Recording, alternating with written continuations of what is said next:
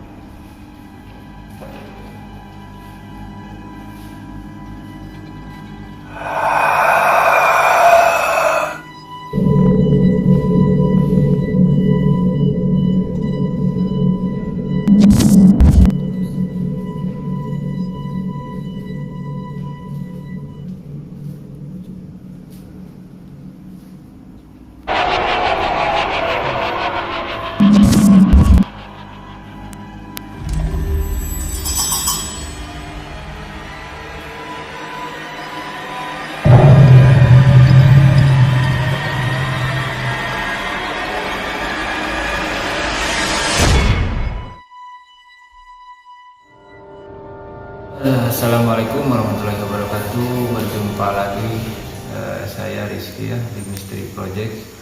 Kali ini saya bersama tim berada di satu lokasi yang tadinya tempat makan, di mana itu tempat makan yang telah terjadi kejadian. Mungkin kedepannya akan dicoba dijelaskan oleh Bang One aja, rekan saya biasa. Kita panggil aja langsung Bang One ya.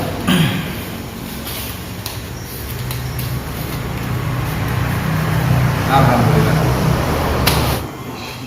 Selamat malam ya. Untuk seluruh pengguna Misteri Project, di sini saya cuma menceritakan salah satu restoran yang mungkin sudah terkenal di Bandung. Saya tidak bisa sebut namanya, tapi restoran ini mungkin awalnya dulu itu sangat ramai banget, bahkan sampai ngantri untuk orderannya. Betul. Tapi setelah kejadian ada pembunuhan, ya mungkin beberapa berita juga sudah sampai di sini terjadi pembunuhan oleh seseorang karyawannya, yang akhirnya gedung ini tidak terurus sampai sekarang. Kita berada di sini pun Terbengkalai. ini agak-agak misteri, tapi agak-agak menyeramkan ya. Nanti saya sedikit coba apa aja yang kejadian di sini dan gimana kronologisnya. Nanti bersama tim saya juga bawa narasumber, nanti kita tanya dari narasumber yang tahu kejadian persis di gedung ini seperti apa. Oke, buat singkat waktu, saya akan coba nanti manggil dari narasumber kebetulan yang ada di lingkungan sini, biar kita juga tidak ada dalam kita tidak salah dalam menceritakan kejadian yang sebenarnya di sini. Iya, betul Bang. Oke, untuk narasumbernya, Panggil aja. Boleh kan? silakan dibuka. Bebas. tutup lah. Ya, saya terpaksa ngomongin gitu ya. Oke, malam Pak dengan Kang siapa? Kang Yoga. Oke, sedikit saya mau bertanya nih Kang Yoga, untuk kejadian dulu sebelum tempat ini nggak urus kayak gini ya. Kalau boleh tahu nih, sebelumnya ini kejadian pembunuhan ini tuh faktornya tuh penyebabnya apa itu? Dari pertamanya kan rame banget, ini kan yang makan rame. Om, Uang cangkir. si orangnya pas ditanya langsung dibunuh. Jadi si karyawannya udah langsung berencana. Oh gitu. Kalau boleh tahu itu hutangnya itu hutang seperti apa ya? Hutang Kurang seperti tahu operasi gitu? kalau seperti utang piutangnya belum tahu. Oh, gitu. Persis, belum tahu. Pada intinya sih mungkin hutang piutang Ya, dan itu sampai mengakibatkan istilahnya pembunuhan gitu. Dan kalau untuk kronologisnya sendiri, Akang mengetahui nggak sih kalau misalnya kayak gimana? pembunuhan tersebut gitu? Waktu diolah TKP ini seperti apa sih? Kok sampai gedung ini akhirnya tidak dibuka lagi seperti semula gitu? Pertamanya kan yang dibunuhnya di belakang, pasti pada takut. Oh gitu. Iya. Jadi pada intinya pada saat kejadian itu memang kejadiannya langsung di lokasi restoran ini ya. Langsung kejadian di sini. Oke guys, nanti kita coba ke lokasinya Ya. di mana tempat kejadian itu dibunuh. Biar langsung ke lokasi. Untuk mempersingkat waktu, boleh ikut kita ke area tempat sebelum kejadian. Jangan Pak. Mungkin masih catatan mungkin tempat pembunuhan tersebut, guys.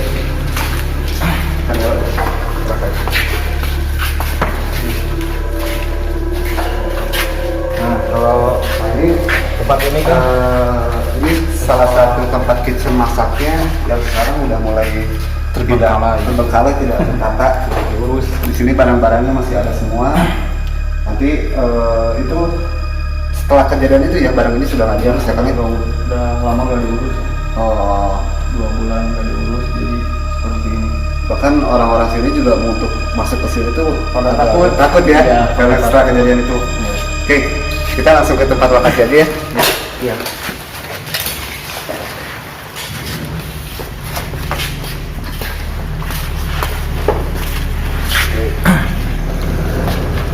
Dan katanya ini kan, kalau boleh tahu, katanya pembunuhannya itu di kamar mandi ya? Iya. Kamar mandi ini Di kamar mandi ini, Pak, dibuka. buka aja nggak boleh.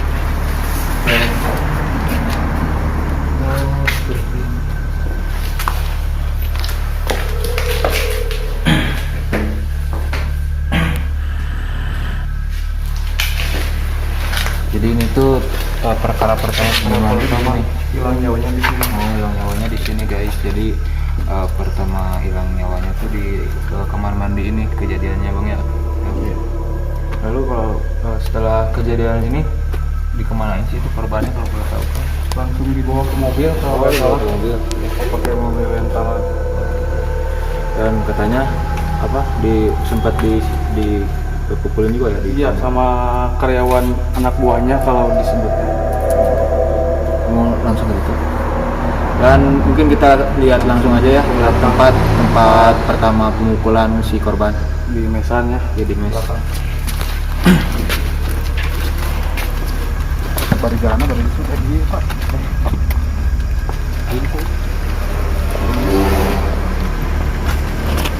Kita sekarang menuju ke tempat asrama atau mes yang biasa ditinggali oleh karyawan si pelaku guys.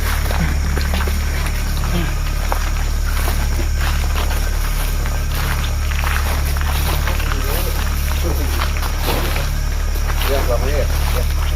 Oke.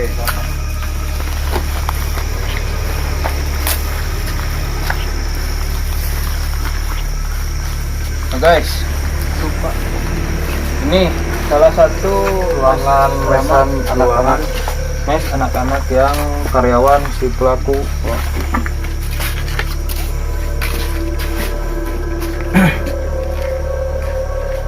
Sama juga bang ya, sudah Sama. tidak terurus. terurus.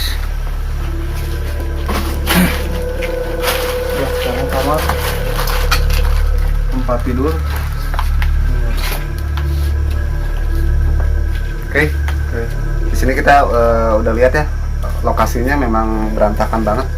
Nah di sini si korban itu dihabisi oleh 7 orang karyawan ya, 7 orang karyawan dan 2 orang otak pelakunya.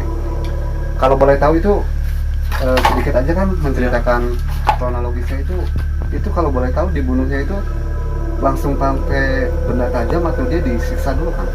Pertamanya di ngobrol-ngobrol dulu gitu. Oh jadi Nggak ngobrol ada dulu. rencana lah. Oh udah. Sama si korban ngobrol dulu. Jadi udah berencana langsung bawa ke belakang sama si pelakunya. Oh. Jadi sedikit saya kutip, Ya. pelaku ini sudah merencanakan sebelumnya. Iya. Dia mengundang si penagih hutang ini Penagih untuk hutangnya untuk datang ke datang sini. ya, untuk datang. Bahkan Bilang beliau itu sempat ngopi dulu, Iya. makan dulu ya di restoran, sampai akhirnya dibawalah ke asrama ini. Asrama ini yang di belakang. Nah, sampai di asrama ini beliau dipukulin Dipukul sama teman-teman. sampai akhirnya dia sudah lemas di bawah kamar mandi katanya ya. Nah. Habis nyawanya di situ. Sampai habis nyawanya itu di kamar mandi. Dan kalau yang saya tahu beritanya itu jenazahnya pun dibuang ke daerah Cililin. Cililin ya. Iya, yang ada jurang. Oke.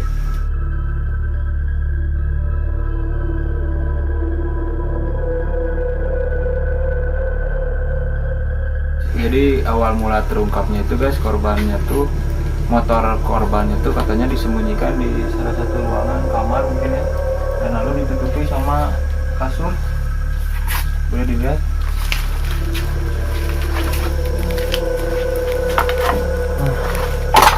Di sini guys ya. Awal mula ketemunya motor si korban tuh ditutupi oleh kasur ini. Dan selanjutnya mungkin diinterogasi dalam oleh polisi. Alhamdulillah korban telah ketemu. Jadi seperti itu guys ya.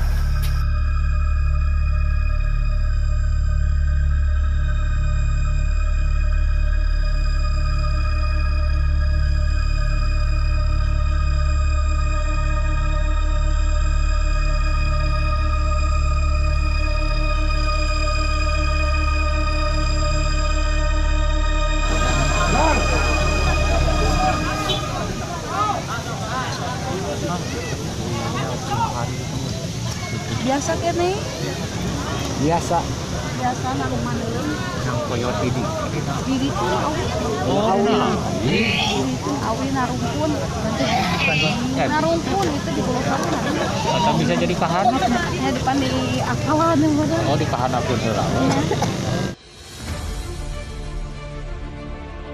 Pertama kita bersyukur bahwa sampai dengan hari ini kasus dugaan penculikan ataupun penyekapan kemudian ternyata berubah menjadi kasus pembunuhan berencana. Sudah kita ungkap 5 orang pelaku yang turut serta membantu, kemudian 2 orang pelaku utama yang mengeksekusi kemudian membuangnya sudah berhasil kita tangkap juga di wilayah Malang, Jawa Timur. Dari pelaku utama ini kita juga sudah berhasil mengevakuasi korban yang dibuang di lokasi yang cukup sulit untuk kita lakukan evakuasi.